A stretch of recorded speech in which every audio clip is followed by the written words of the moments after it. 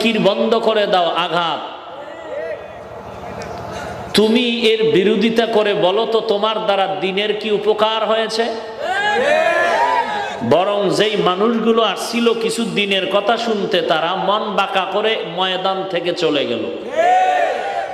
আর যাদেরকে তুমি ঈর্ষান্বিত হয়ে গালি দিচ্ছ, এদের সোহবতে এসে কাট্টা কাট্টা বেঈমানগুলো মদিনার পাগল হয়ে যাচ্ছে।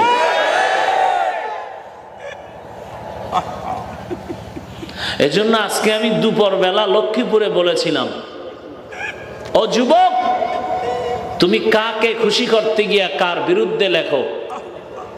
যাকে খুশি করতেছো তার দাড়ি নাই, টুপি নাই। যদি এমন হয় সে নামাজ পড়ে না, সে রসুলের তরিকার পোশাক পরে না, আর যার বিরোধিতা করতেছো সে তাহাজ্জুদ পড়ে, সে পাগড়িওয়ালা, সে পাঁচ ওয়াক্ত নামাজি, সে দাড়িওয়ালা, যদি ব্যাপারটা এমন হয়, তাহলে তুমি যাকে খুশি করার জন্য আরেকজনকে গালি দিচ্ছ, যাকে খুশি করতেছো তার দাড়ি নাই, টুপি নাই, নামাজ নাই, পর্দা নাই, হালাল হারাম কিচ্ছু নাই, ও মোনাজাত ধরে যদি কিয়ামত পর্যন্ত বরদোয়া করে, একটা বরদোয়া কবুল হবে না। কিন্তু আল্লাহ না করুক, তুমি যার বিরুদ্ধে লাগছো সে তাহাজ্জুদ পড়ে,